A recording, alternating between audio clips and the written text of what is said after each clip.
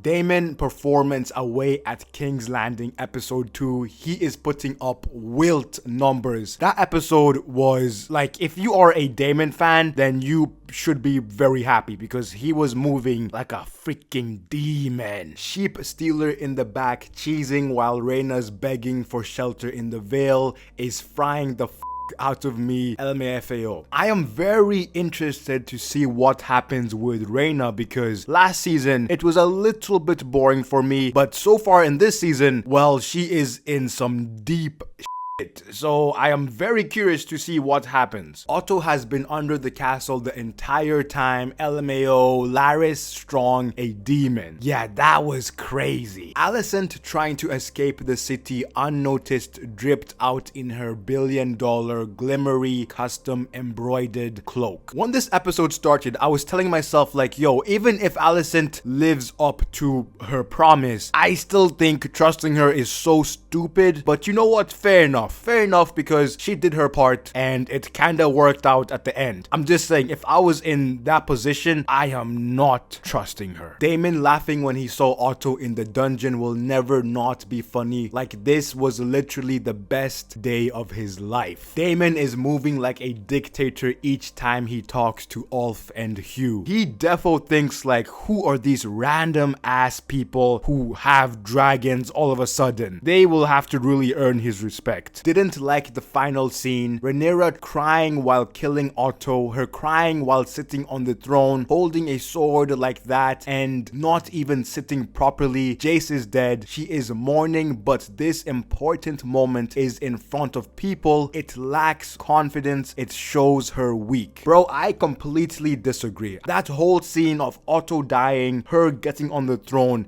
was perfect. This is pretty emotional, you know, like it's easy telling someone to kill someone, but when you actually have to do the killing and cut off somebody's head, that's just different. Alice asking for Harrenhal just because she lived there her whole life was low-key bold, but Harrenhal raggedy as y'all might as well let her have it. I mean, I can understand why she wants it. You know, having a whole freaking castle to your name is pretty huge. What I am more interested in is what is she going to do with Aemond. This is going to get me written off as a boring hater, which fair I guess, but they really did take scenes I have been looking forward to for literal years now and made them so much more boring that I could have ever imagined. You know what? Fair enough, because I do know people do complain about the changes they have made. I haven't read the source material, so I don't have this issue. Feel so bad for the House of the Dragon writing team because this episode getting cut from season 2 makes Otto's death somewhat disjointed. All of us in the fandom are significantly emotionally invested, but I feel like there'll be some major whiplash for casual viewers when he returns just for that. These 2 episodes should have been like the ending of last season. The part about casual viewers maybe feeling disjointed with Otto's death does make sense. So even though I love these first 2 episodes, they defo should have been in last season. Simon Strong hearing all this and continuing to eat lunch with his sons. Bro didn't give a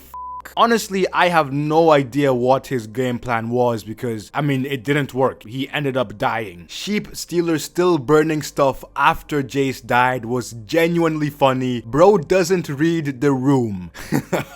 Rhaena is so cooked, bro. I understand why she ran away because, bro, how do you even explain yourself? Oh my god, you're cooked. You're cooked.